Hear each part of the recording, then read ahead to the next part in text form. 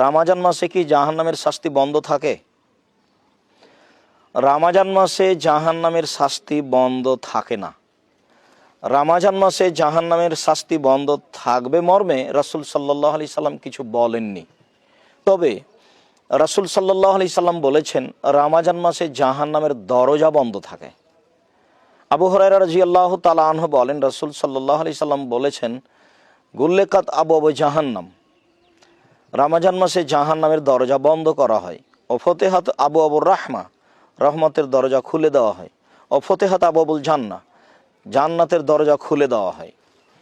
এইসব হাদিসগুলিকে আমরা এইভাবে নিতে পারি যে রামাজান মাসে আল্লাহ তাআলার এক বিশেষ দয়া আছে।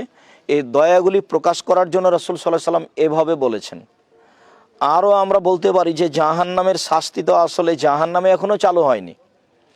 জাহান্নামের শাস্তি তো মানুষ যখন জাহান্নামে যাবে তখন চালু হবে। তবে আমরা এ মর্মে বলতে পারি যে মানুষ মারা গেলে জাহান্নাম এবং জান্নাত তার সামনে পেশ করা হয়, তখন কবর থেকেই সেই জাহান্নামের শাস্তি অনুভব করে থাকে। কেননা জাহান্নামের দরজা তার সামনে খুলে দেওয়া হয়, সে জাহান্নামের শাস্তিও অনুভব করে, জাহান্নাম দেখতেও পায়। তাহলে কেউ যদি বুঝে নেয় যে রামাজান মাসে জাহান্নামের দরজা বন্ধ থাকে মানে যাদের কবরে শাস্তি হচ্ছে তাদের শাস্তি হবে না, অর্থাৎ তারা জাহান্নামের শাস্তি দেখতে পাবে না, কথা এরকম নয়। রাসূল সাল্লাল্লাহু আলাইহি সাল্লাম এ ব্যাপারে কিছু বলেননি। বরং এটাই ঠিক যে বাকি 11 মাস যেভাবে কবরের শাস্তি হতে থাকে রামাজান মাসও সেভাবে হতেই থাকবে। কেননা কবরের শাস্তির ব্যাপারে রাসূল সাল্লাল্লাহু আলাইহি সাল্লাম কিছু বলেননি, ঠিক জাহান্নামের শাস্তির ব্যাপারেও কিছু বলেননি। শুধু বলেছেন রামাজান মাসে জাহান্নামের দরজা বন্ধ থাকে।